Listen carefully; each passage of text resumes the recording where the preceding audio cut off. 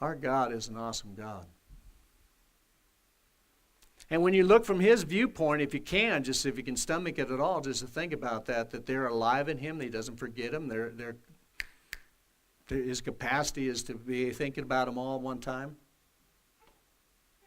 And all of a sudden you come into your little life and you say, oh God, I bet you're just so fed up with me, I kicked the dog again.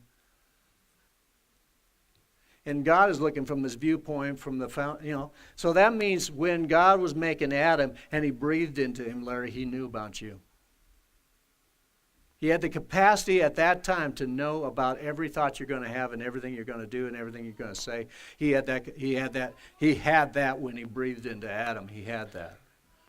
And he's kept that alive all this time until now you're actually living. And now he knows what you're going to do for the rest of eternity. And you think he's going to be ticked off? You think he's going to get just... And he chose you. And knowing all that, he chose you. And he says, I want you. I don't know about you, but it's like, oh, I bet I've got a few things wrong on how I think he perceives me. I'm almost embarrassed to even think about, tell him. Some people say, oh, I cussed at God once. I said, oh, really? What did you think he was going to do, strike you with lightning? Yeah, I did. You don't know him. You don't understand his capacity. You don't understand who his nature is. His nature is to redeem you. You and I have been given a ministry of reconciliation. Why? Because he's the minister of reconciliation. He wants to restore everybody. He has life. He has no death in him. His whole purpose is to take the wonderfulness of himself and place it in mankind. That's why he created us in his image. And to me,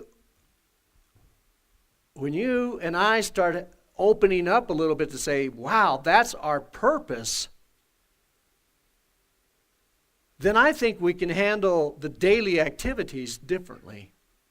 And I frankly think we can handle them better. Because we're not just looking for the trophies on the shelf anymore that the next generation will have to throw in the garbage for us.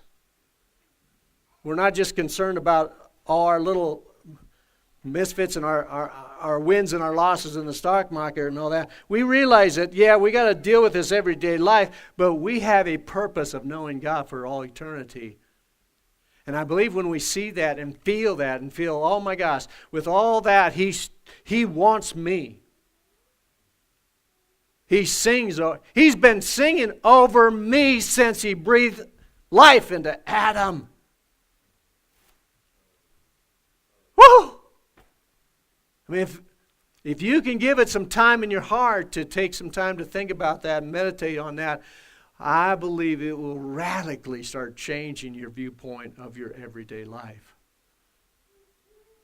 And your frustrations and your impatience and your shame and your guilt and your anger towards others and towards those who have ripped you off and those who have done you wrong, that have done harm to you, that have lasted forever or for all your whole life. All of a sudden it just almost diminishes that down to little bits of nothing, because you know your purpose is for all eternity to know God and be a partaker of his nature.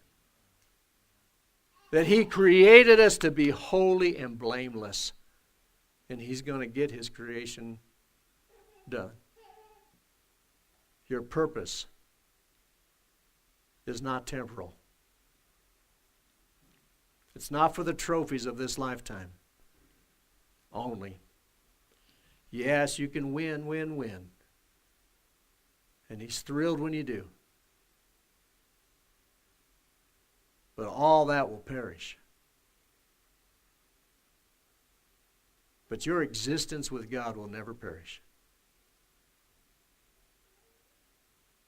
He lets you experience loving one another down here and being hurt and having broken hearts. And how could a loving God let us go through such pain? Because when you see the bigger picture, you're going to say, oh. His intentions for me really are good. His plan for me really is awesome. Even if I only live here on earth a few moments, His purpose for me is eternal.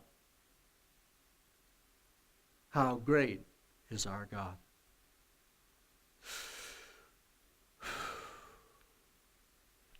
And if He's known you all this time, sang over you all this time, known every thought about you, every cell in your body, every hair in your head, I think you and I can rest in His peace that we're well taken care of. And that we can trust Him when He tells us to do something. It would really behoove us just to do it. Just to trust Him and do it.